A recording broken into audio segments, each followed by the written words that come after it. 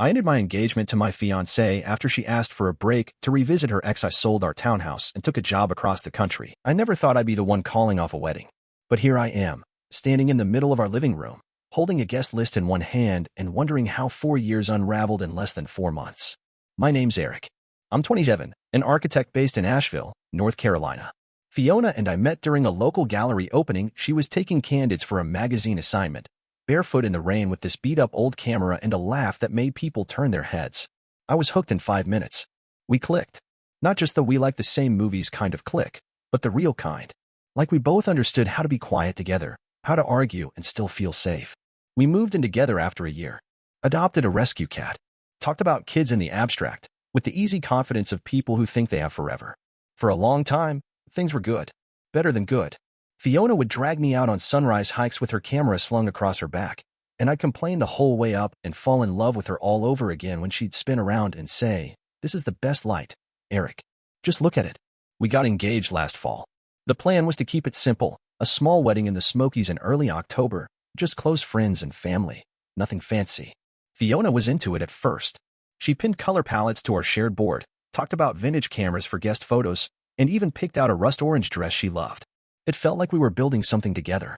But then, somewhere around February, she started pulling away. At first, I thought it was work stress. She had a big travel series she was editing and was spending long hours holed up in her darkroom. But the distance didn't go away once the project wrapped.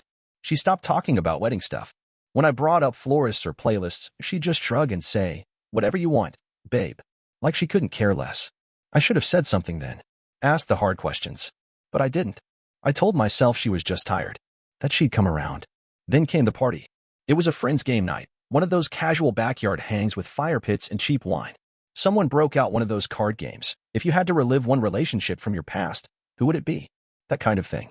Fiona was sitting across from me, legs tucked under her, holding a glass of rose. She pulled the card and read it aloud. She didn't even hesitate. "Nathan," she said, smiling like it was a joke. "God, that one summer was a mess, but it was kind of electric." The group laughed. A couple of people made mock gasps, but I just sat there, stunned. I knew about Nathan, the guy before me. Her chaotic chapter, she called it. But I hadn't heard his name in years. I thought he was history. I kept my face neutral, nodded like I was in on the joke. But inside, something cracked. Later, when I asked her about it, she brushed it off. "Babe, it was just a dumb card game," she said, kicking off her shoes. "Don't be weird." But I couldn't let it go. Over the next couple of weeks, I started noticing the little things. The way she smiled at her phone, how she'd step outside to take certain calls, the way she shut her laptop fast when I walked into the room. I never caught anything explicit. No messages or calls left open. But something had shifted. She wasn't here anymore. Not really. She'd go through the motions, dinner, Netflix, even kisses goodbye in the morning. But there was a detachment, a vacancy in her eyes I couldn't unsee. I started waking up in the middle of the night, heart pounding, staring at the ceiling with a question I didn't want to ask. Was she still in love with him? But I didn't confront her. Not then. I told myself I needed proof. I needed certainty. I needed her to say it out loud. So I waited. And she drifted. And the wedding date stayed circled on the calendar like some cruel joke we were both too polite to cancel. Looking back now, the game wasn't the beginning. It was just the moment I could no longer pretend. The fracture had been there for weeks, maybe months. I just didn't want to see it. But now I do. And there's no one seeing it. The night she told me, we didn't fight. There were no slammed doors, no raised voices. Just silence. And the low hum of the fridge filling the space between us like a second presence. We'd gone to bed early, or at least I had.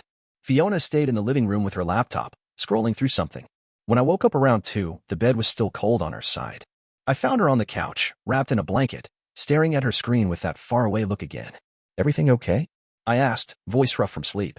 She looked up, blinked like she forgot I existed for a second. "Yeah," she said. "Just thinking. Come to bed." She nodded. In a minute. She didn't come.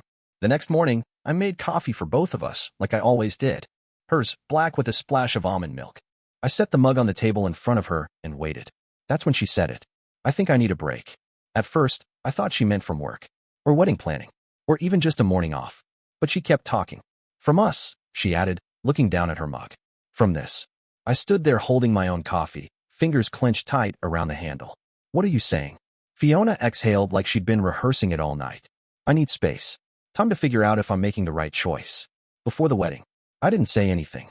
She took my silence as permission and kept going. "Nathan reached out a few weeks ago. We've been talking. Just catching up, mostly. But it stirred things up. Feelings I thought I'd buried.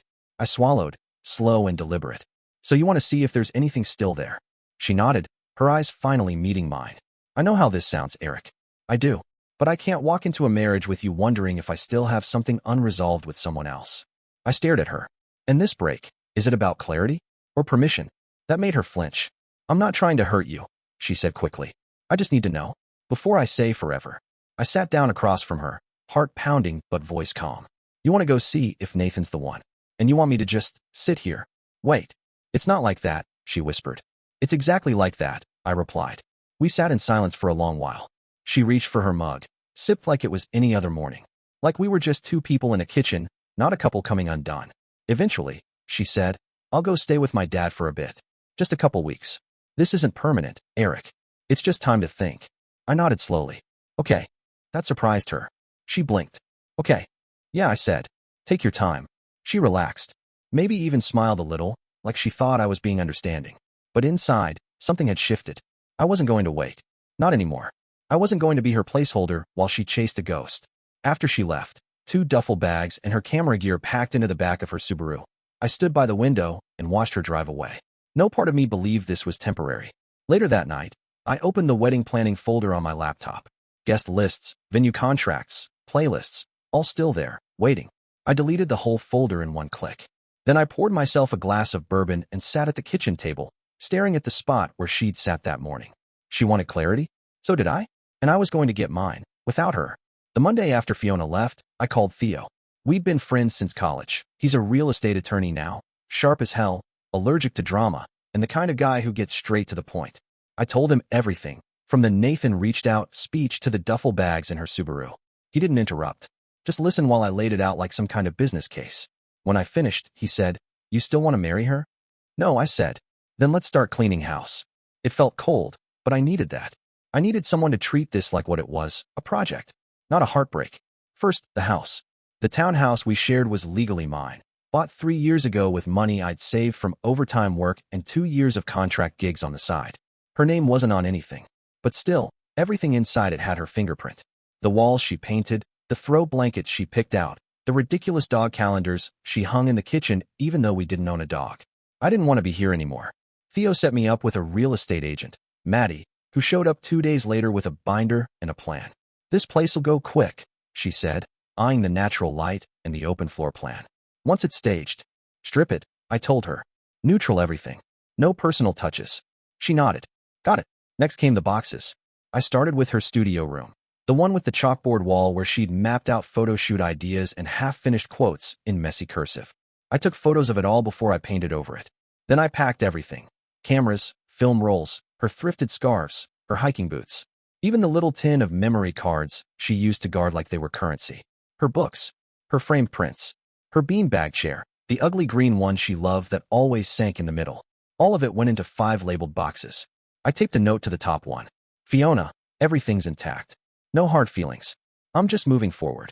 I shipped them to her dad's place with a prepaid return label, just in case. I knew she wouldn't send anything back. Then I walked into the kitchen, pulled down her monthly dry erase calendar, and tossed it straight into the trash. I stood there for a minute, staring at the blank space where it had always hung. It felt good. Clean. I deleted her Spotify account from our smart speaker. Unsubscribed her from the CSA vegetable box she insisted on getting every Thursday. Threw out the damn oat milk she loved. I even deleted our shared wedding website. Took down the engagement photos. It felt like slicing through something tangled. Word got out fast. I started getting texts from our mutual friends. At first, it was concern. Hey man, everything okay? Heard Fiona's staying with her dad for a bit. Then curiosity. Are you two still getting married? And finally, awkward silence. I answered every question the same way. Calm, direct, no drama. She wanted time to explore things with someone from her past. I texted back. So I gave her time. I'm moving on. That was it. Some people replied with a sad emoji. Others didn't reply at all.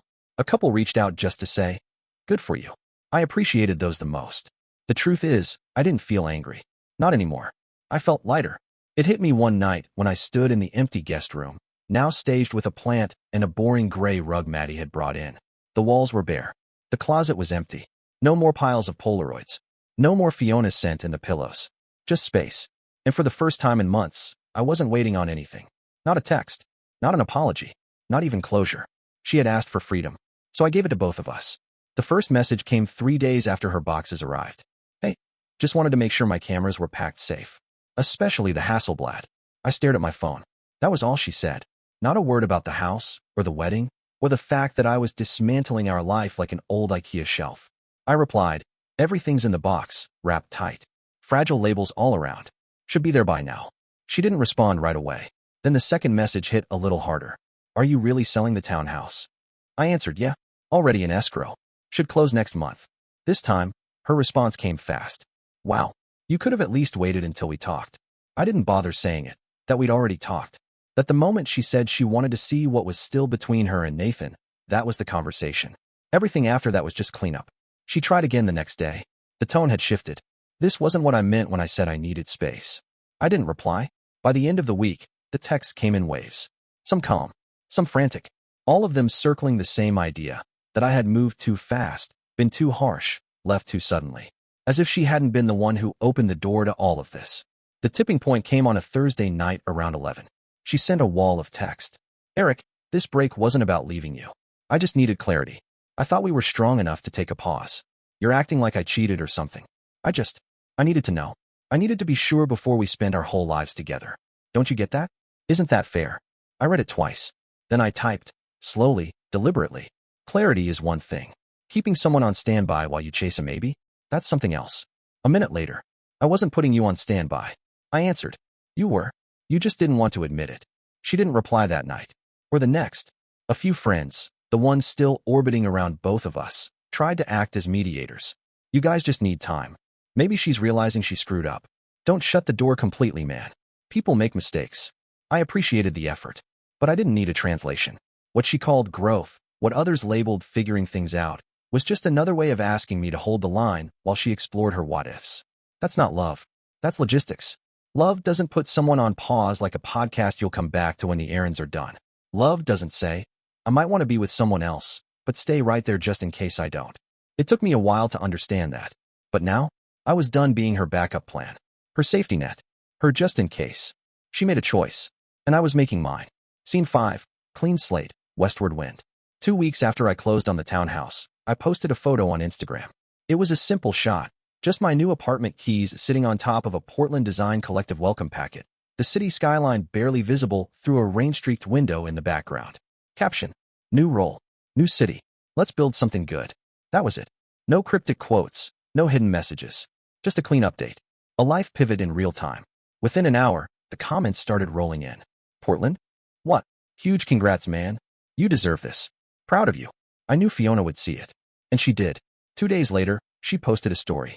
White text over a blurry hiking trail. Growth is rarely pretty, but always necessary. No one was tagged. No context. Just vague enough to mean anything. Just pointed enough to mean exactly what she wanted it to. I didn't respond. We had a lot of overlapping friends, people from college, from Asheville, from the hiking circle she ran with. The kind who played both sides but didn't want to choose. But they were choosing. Quietly. I noticed it in the comments. In the DMs I got from people who used to heart every couple post we shared. One message stood out. It was from Danny, one of Fiona's close friends from her photography group. Just wanted to say, I had no idea.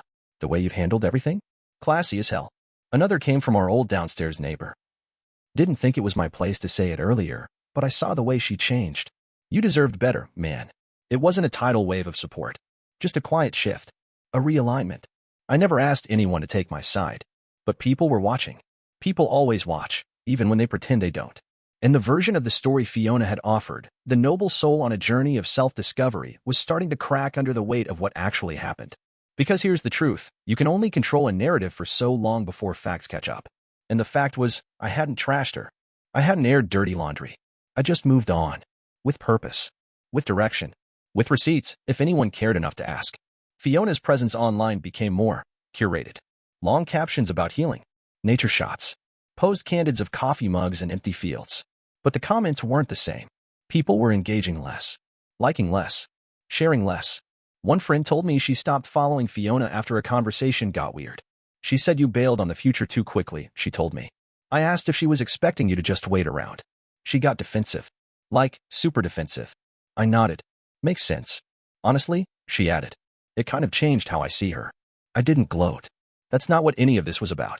I didn't need her punished. I didn't need her to fall apart. I just needed distance.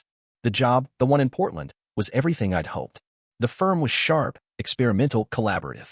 The city itself was quieter than Asheville, but with a pulse that made sense to me. My mornings were filled with fog, coffee, and renderings. And no one here knew about Fiona. No one here saw me as the guy whose fiancée needed space. I was just Eric, new architect, recent transplant, dogless but hopeful. I liked that version of me. I was building something again. And this time, it had nothing to do with holding space for someone else's indecision. It started with a LinkedIn message. The sender was Marcia Green, a luxury eco-resort developer in Utah. She had been one of Fiona's best clients.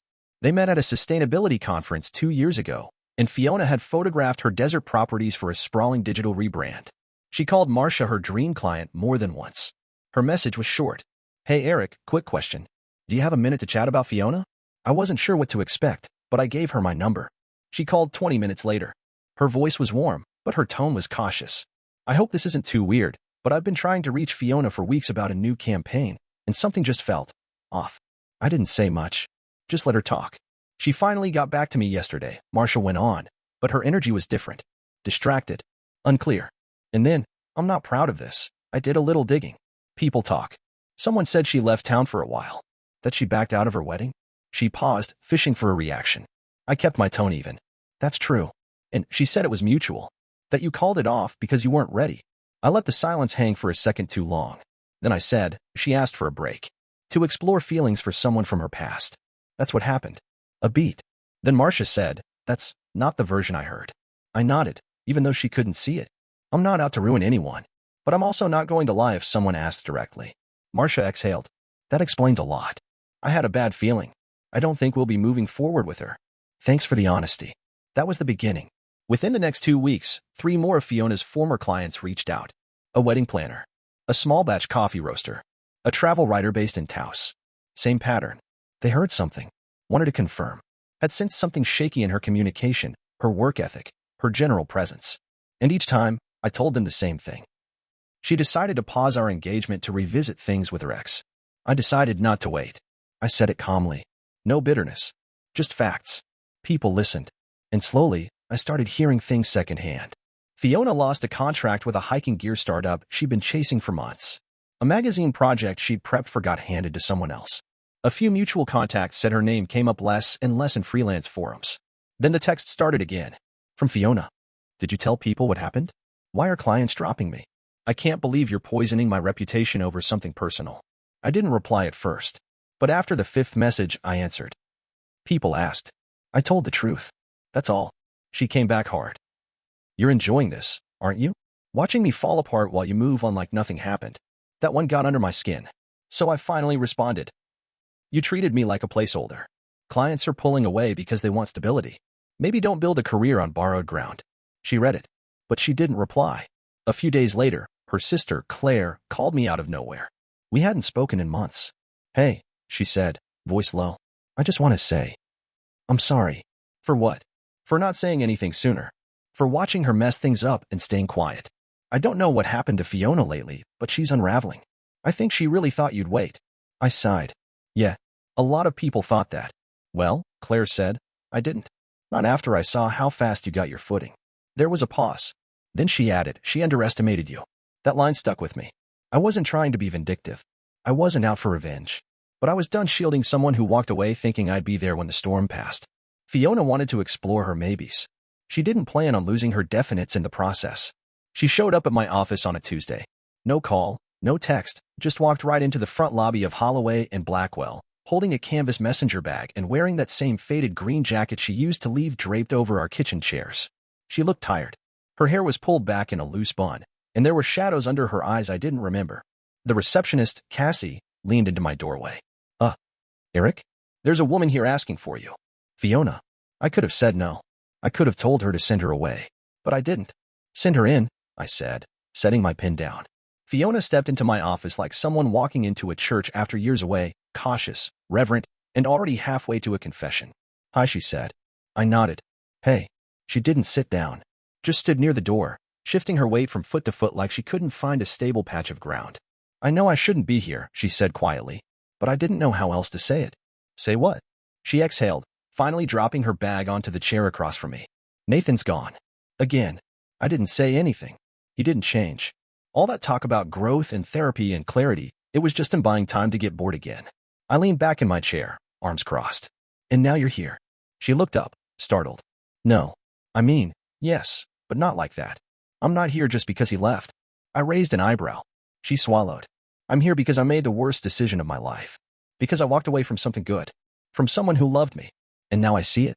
I see it so clearly I want to scream. I stayed quiet. I kept thinking, she went on, her voice trembling, that love was supposed to feel wild and unstable. Like the movies. Like Nathan. And you, she blinked hard. You felt safe. Calm. I mistook that for something less than love. I finally spoke. And now that the other option collapsed, I'm the safer bet again? No, she said quickly. You're not the backup. I was wrong. I see that now. You're the one who showed up for me every day. The one who loved me without conditions. The one who never made me beg. She stepped closer to the desk, eyes glassy. And I know I don't deserve it. But I need to ask anyway. Is there a chance we could try again? That moment, the one I'd imagined 100 different ways, didn't feel like I thought it would. I didn't feel vindicated. I didn't feel powerful. I felt done. I stood up, slowly. Walked around the desk and leaned against the edge, hands in my pockets. You know what the hardest part was? I asked. Not the break. Not the packing. Not the wedding plans going up in smoke. She didn't answer. It was realizing you saw our life as something you could leave behind just to scratch an old itch. That you thought love was a test drive, not a commitment. Tears welled up in her eyes. I didn't mean to. I know. I cut in gently. You didn't mean to. But you did. She nodded, wiping her cheek. I get it. I do. I just thought, maybe. Her voice trailed off. I'm not angry, I said. And I'm not bitter. But I've moved on, Fiona. Not just physically. Mentally. Emotionally. I thought I had time, she whispered. I know. We stood there for a long beat. Not lovers, not enemies. Just two people caught in the silence of too late. She finally picked up her bag. I'm sorry, she said. For all of it. I hope you find your version of peace, I replied. She nodded, then turned and walked out without another word. As the door clicked shut behind her, I let out a long breath I didn't realize I'd been holding. It didn't hurt like I thought it would. It felt like breathing fresh air after months of fog. Like a final page turned. Like freedom. And I knew, deep down, that whatever story came next, it wouldn't include her. And that was okay. It took me a while to find the right apartment. I wanted something quiet, something with a view, not of buildings or highways, but of trees.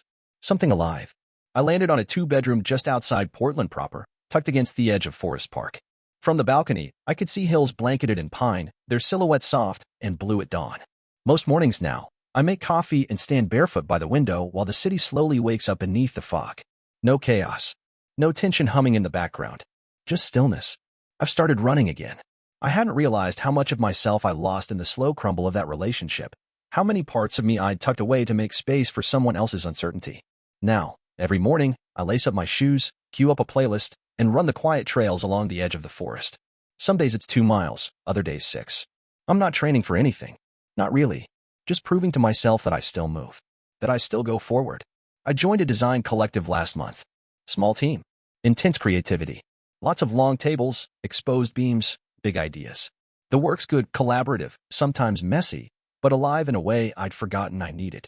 One afternoon, after a meeting, I walked past a flyer pinned to the corkboard in the lobby. Local shelter adoption event. Dogs need homes. I don't know what possessed me to go.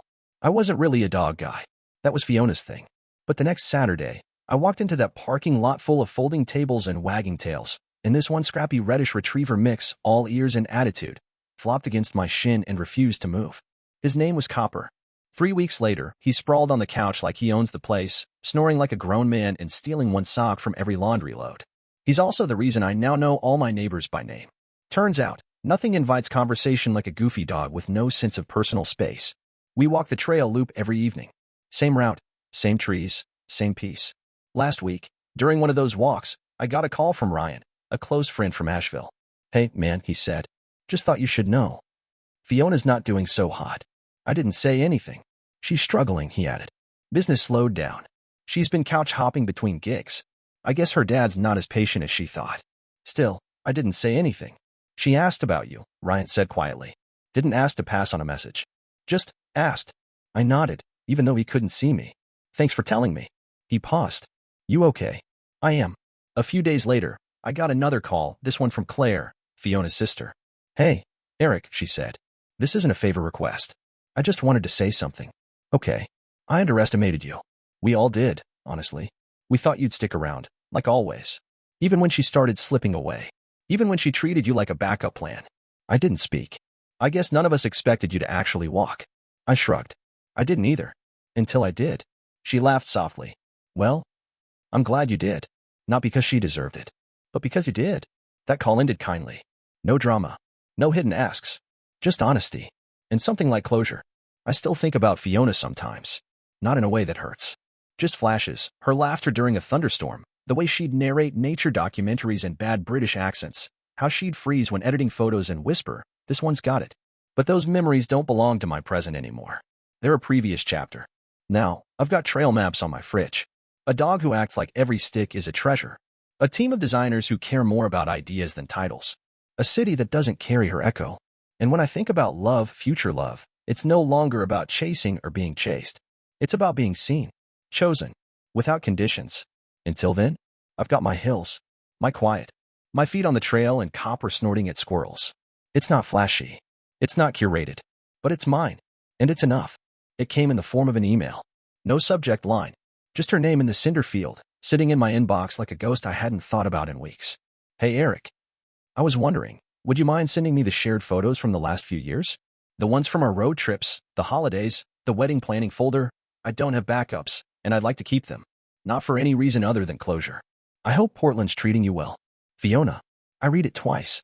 Then once more, just to be sure I didn't miss anything, a plea, an apology, some trace of understanding about why I might hesitate. But it wasn't there. There were no questions about how I'd been. No mention of copper, or the house we never bought, or the life she paused like it was a song she'd come back to later. Just, can I have the photos? I took a long sip of coffee, stared out at the fog-softened hills beyond my window, copper curled by my feet. Then I opened a blank reply. Fiona. I deleted most of the shared files. Not out of spite, but out of necessity. Those years were important, but they were also a lesson. And I've learned what I needed to. I won't be sending anything. I hope you find what you're looking for. Take care. Eric. No attachment. No link. Just closure, clean, and final. I hit send. A couple hours later, she posted something on social media. I don't follow her anymore, but a mutual friend screenshotted it and sent it to me with no comment. It was a long, vaguely poetic caption beneath an old photo of her staring out at the Blue Ridge Parkway. Something about letting go, accepting loss, and how not all relationships end with anger. Some just drift and disappear. But that wasn't true. Ours didn't drift. She chose to leave. I chose not to wait. She didn't like the ending she got, so now she was rewriting it in the comments section. Still, I said nothing. I didn't reply. I didn't call. I didn't post some counter-narrative to reclaim my side. Let people think what they want. The ones who mattered already knew. That night, I ran the trail behind my building. The one that winds through Douglas firs and climbs just high enough to give you a glimpse of the city if the fog lifts. Copper stayed by my side the whole way, tongue lolling, tail wagging, completely unaware of the lines I'd just drawn for good. And when we reached the overlook, I stopped, placed my hands on my hips, and just stood there, breathing in, not thinking about the photos I didn't send, or the wedding we never had, or the version of me she never really understood. Just me, my dog, my breath, my choice. The air was cold and clean, and for the first time in a long time, it didn't carry the scent of anything left behind.